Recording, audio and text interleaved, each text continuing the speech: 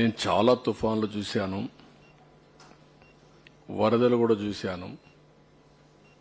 ఇంతవరకు ఎప్పుడూ నేను చూడనటువంటి విపత్తిది.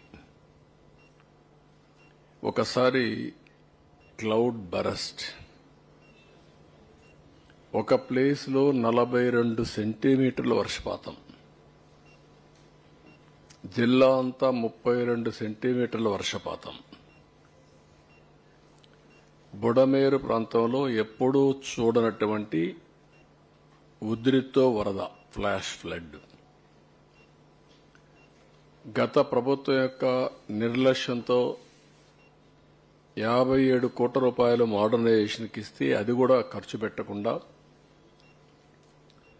ఒక రాజకీయ వివక్షతో క్యాన్సిల్ చేసి మొత్తం గండ్లను కూడా పూడ్చిన పరిస్థితి. ఇంకొక పక్కన బుడమేరు మొత్తం ప్రాంతం అంతా కూడా అన్యాక్రాంతం అయిపోవడం, కబ్జాలు జరగడం, అనాథరైజ్డ్ కన్స్ట్రక్షన్స్ కట్టడం.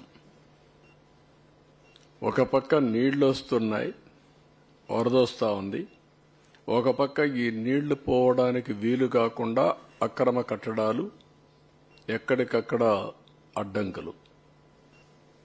ఇవన్నీ కూడా ఇంకొక పక్క ఒక చరిత్ర.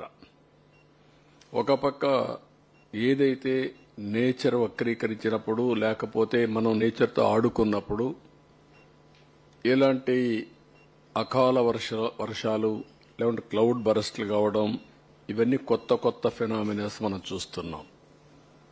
అందులో మనం చేసిన, గత పాలకులు చేసిన పాపాలు, ఈ రెండూ కలిసి ప్రజలకు శాపాలుగా మారే పరిస్థితి వచ్చింది.